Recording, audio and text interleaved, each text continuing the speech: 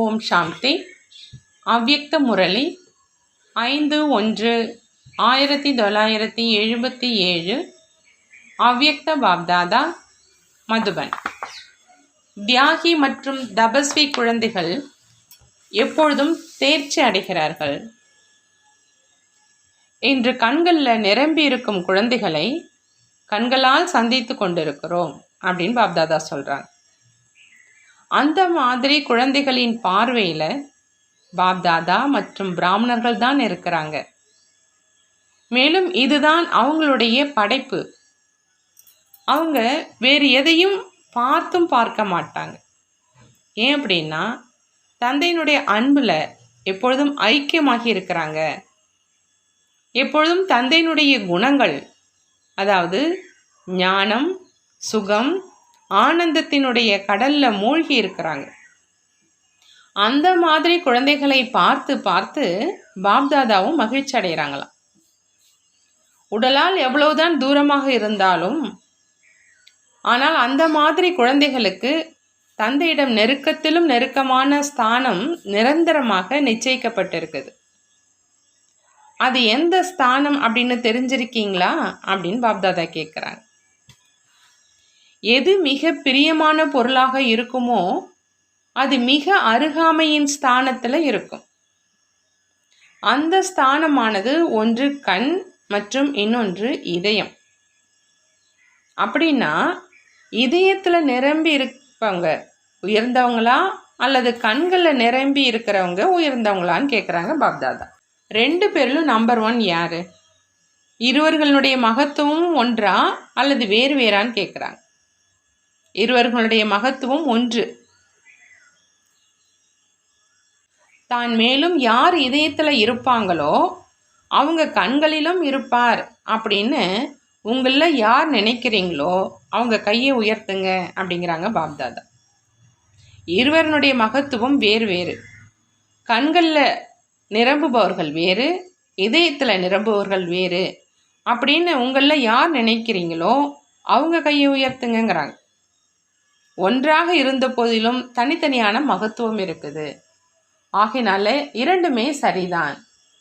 எப்போ இத்தனை தியாகி மற்றும் தபஸ்வி குழந்தைகள் தன்னுடைய அநேக தர்மங்கள் மற்றும் தன்னுடைய தேகத்தின் தர்மத்தின் காரியத்தின் ஒவ்வொரு பழக்கத்தையும் தியாகம் செஞ்சு பாப்தாதாவினுடைய நினைவின் தபஸ்யாவிலேயே ஈடுபட்டு இருக்கிறாங்க. அந்த மாதிரி தியாகி மற்றும் தபஸ்வி குழந்தைகளை எப்படி ஃபெயில் ஆக்க முடியும்? ஆகையினால எப்பொழுதுமே பாஸ் ஆனவங்க தான். வெளிநாட்டினர் அனைவரும் சுருக்கமாக படிக்கிறாங்க, ஏன்னா பிஸியாக இருக்கிறாங்க. பாப்தாதா ஒரே ஒரு வார்த்தையை நினைவூட்டினாங்க. அது எந்த வார்த்தை? அந்த ஒரே ஒரு வார்த்தை தான் பாஸ் ஆகணும். பாஸ் அப்படின்னா உடன் இருக்கணும்.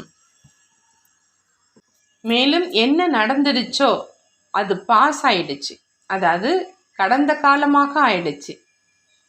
அப்படி ஒரு வார்த்தைக்கு 3 அர்த்தங்கள் இருக்கு.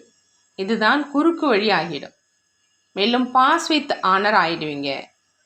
ஆனால் இந்த அர்த்தத்தில் நிலைத்திருப்பதற்காக எப்பொழுதும் தந்தைக்கு சமமாக உள்ளடக்கும் சக்தி மற்றும் தந்தைக்கு சமமாக ஆக்கும் சக்தி இரண்டையும் நிரப்புவதற்கான அவசியம் இருக்கு.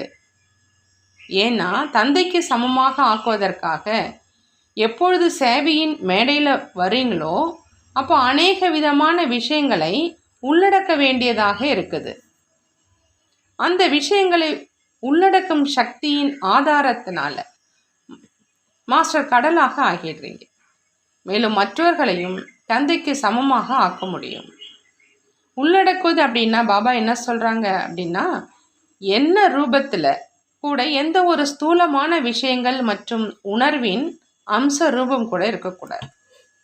உள்ளடக்குவது அப்படின்னா எண்ண ரூபத்தில் கூட எந்த ஒரு ஸ்தூலமான விஷயங்கள் மற்றும் உணர்வின் அம்ச ரூபம் கூட இருக்கக்கூடாது.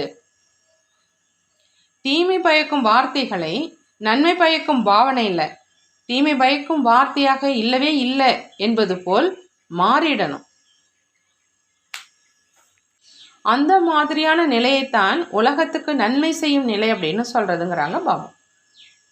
யாருடைய ஏதாவது அவகுணத்தை பார்த்தும் அந்த அவகுணத்தை ஒரு நொடியில குணத்தில் மாற்றிடணும். நஷ்டத்தை லாபத்தில் மாற்றிடணும். நிந்தனையை புகழ்ச்சியில் மாற்றிடணும். அந்த மாதிரி பார்வை மற்றும் நினைவில் இருப்பவங்க தான் உலகத்துக்கு நன்மை செய்கிறவங்க அப்படின்னு சொல்லப்படுறதுன்னு சொல்கிறாங்க பாபா.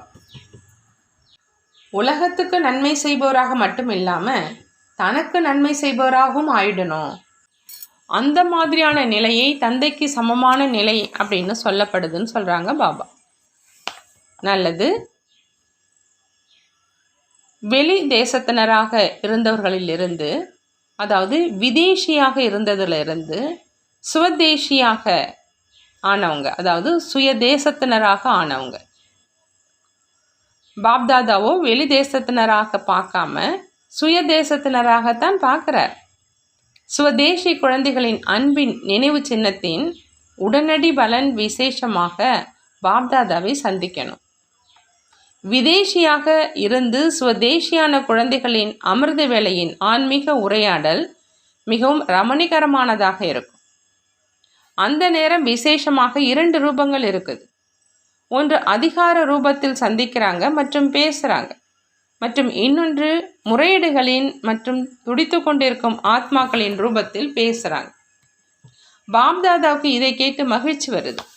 ஆனால் விதேசியிலிருந்து சுவதேசியான ஆத்மாக்களின் பெரும்பான்மையான ஆத்மாக்கள் கொஞ்சத்தில் திருப்தி அடைகிறவங்க அல்ல. பெரும்பான்மையானவர் விசேஷமாக பணம் வைக்கிறாங்க. ராம் சீத்தையுமாக ஆகிறவங்களும் இல்லை, லட்சுமி நாராயணனாக விரும்புகிறாங்க. ஆகையினால உயர்ந்த லட்சியம் வைக்கிற காரணத்தினால குழந்தைகளுக்கு பாப்தாதாவும் வாழ்த்துக்களை தெரிவிக்கிறாங்க. நீங்கள் எப்பொழுதும் இதே உயர்ந்த லட்சியம் மற்றும் லட்சணத்தில் இருக்கணும்னு சொல்கிறாங்க பாபா. பாப்தாதாவினுடைய எதிரில் இருக்கிறீங்க, தூரத்தில் இருக்கலை. யார் இதய சிம்மாசனதாரியோ அவர் எப்பொழுதுமே அருகில் இருக்கிறார். இன்று அனைத்து சிந்தனை நிறைந்த குழந்தைகளையும் சந்திப்பதற்கான ஒரே எண்ணம் தான் இருந்ததுன்னு பாபா சொல்கிறாங்க. அந்த மாதிரி தூங்கி கொண்டிருக்கும் போதும் நினைவில் இருக்கணும். பாப்தாதாவோ நாலாபுறங்களின் விதேசி குழந்தைகளை நேரெதிரில் பார்த்து நினைவை கொடுத்து கொண்டிருக்கிறார். நல்லது. உயர்ந்த லட்சியம் வைக்கக்கூடிய, மிகவும் குஷியோடு தந்தையுடன் ஒப்பந்தம் செய்யக்கூடிய, தந்தை மற்றும் சேவையில் எப்பொழுதும் மூழ்கி இருக்கக்கூடிய, கடைசியில் வந்தும் வேகமாக செல்லும் அன்பான சகயோகி ஆத்மாக்களுக்கு தந்தையையும் தனக்கு சமமாக வியக்த ரூபம் ஆக்கக்கூடிய, சென்ற கல்பத்திலும் சந்தித்தவர்களுக்கு பிரகாசமாக இருக்கும் நட்சத்திரங்களுக்கு பாப்தாதாவின் அன்பு நினைவுகள் மற்றும் நமஸ்காரம். நாமும் நம்மளுடைய பாப்தாதாவுக்கு அன்பு நினைவுகள் மற்றும் நமஸ்காரம் செய்வோம். நல்லது. ஓம் சாந்தி. நன்றி பாபா. நன்றி.